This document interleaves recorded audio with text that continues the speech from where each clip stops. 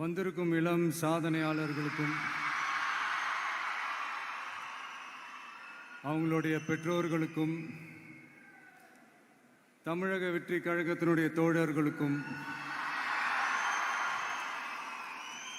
என் நெஞ்சில் குடியிருக்கும் நண்பா நண்பிகள் உங்கள் அனைவருக்கும் மீண்டும் என்னுடைய பணிவான வணக்கங்கள். நான் இன்றைக்கி எதுவும் பேச வேணான்னு தான் நினச்சேன். பட் ஒரு முக்கியமான ஒரு விஷயத்தை பற்றி இன்றைக்கி நான் பேசலைன்னா அது அவ்வளோ கரெக்டாக இருக்காதுன்னு எனக்கு தோணுச்சு. அதான் அது என்னவா இருக்குன்றது நீங்களே கெஸ் பண்ணியிருப்பீங்க. எஸ், நீட்டை பற்றி தான்.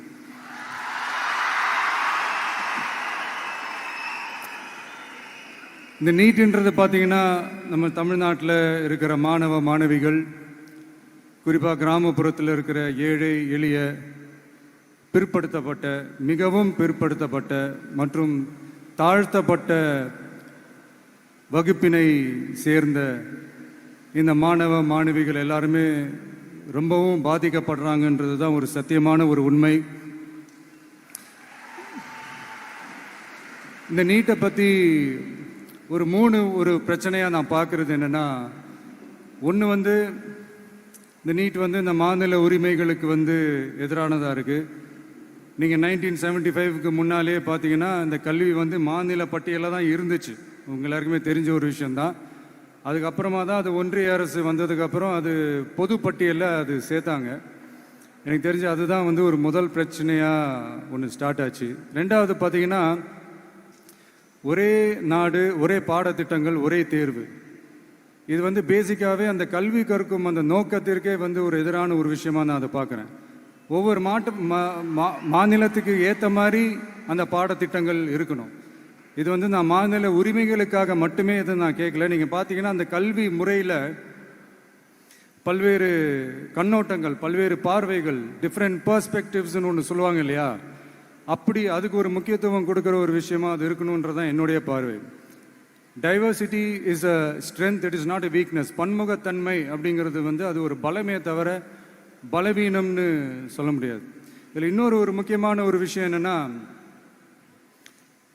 மாநில மொழியில் படிச்சுட்டு, ஸ்டேட் சிலபஸில் படிச்சுட்டு, என்சிஇஆர்டி சிலபஸில் தேர்வு வச்சா அது எப்படிங்க? அதுவும் கிராமப்புறத்தில் இருக்கிற மாணவ மாணவிகள், அதுவும் அவங்களுடைய மருத்துவ படிப்புக்கு கொஞ்சம் யோசிச்சு பாருங்க, இது எவ்வளோ ஒரு கடினமான ஒரு விஷயம்னு.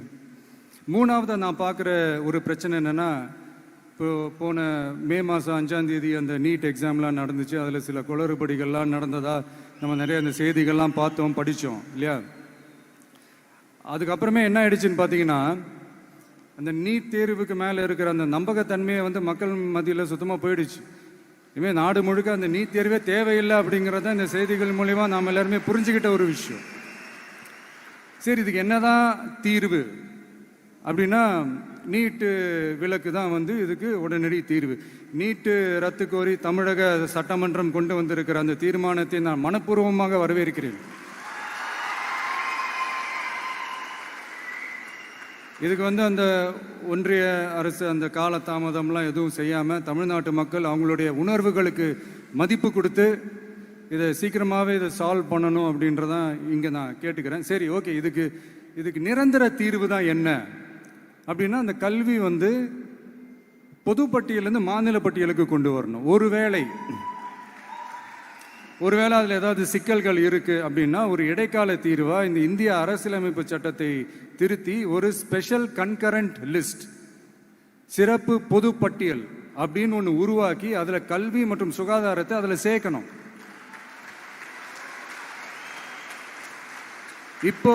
இப்போ இருக்கிற அந்த பொது பட்டியல் என்ன ஒரு பிரச்சனை அப்படின்னா, நீங்கள் அந்த துறைகள்லாம் பார்த்தீங்கன்னா மாநில அரசுகளுக்கு என்னதான் அதில் அதிகாரம் இருந்தாலும் அது முழுக்க ஒன்றிய அரசினுடைய கட்டுப்பாட்டில் தான் இருக்குது. அதனால் மாநில அரசுகளுக்கு அந்த முழு சுதந்திரத்தை அது தரப்பட வேண்டும் அப்படின்றதான் இங்கே என்னுடைய தாழ்மையான ஒரு வேண்டுகோள். ஒன்றிய அரசு அவங்களுடைய கட்டுப்பாட்டில் இருக்கிற ஒரு சில இந்த மெடிக்கல் காலேஜஸ்லாம் இருக்குல்ல, எய்ம்ஸ், ஜிப்மர், பிஜிஐ இந்த மாதிரி நிறுவனங்களுக்கு வேணால் அவங்க வந்து அந்த நீட் எக்ஸாம் நடத்தணும்னா நடத்திக்கலாம். பட் இங்கே வந்து அந்த பிரச்சனை என்னன்னா, இது வந்து என்னுடைய ஒரு சஜஷன் தாங்க. இது நடக்குமா? உடனே நடக்காதுன்னு எனக்கு தெரியும். அப்படியே நடந்தாலும் அதை நடக்க விட மாட்டாங்கன்னு எனக்கு தெரியும். ஸோ அதனால் இந்த சந்தர்ப்பத்தில் என்னுடைய சஜஷனை வந்து உங்ககிட்ட அதை நான் பகிர்ந்துக்கணும்னு ஆசைப்பட்டேன். இதுதான் என்னுடைய தனிப்பட்ட ஒரு கருத்து நீட்டை பற்றி.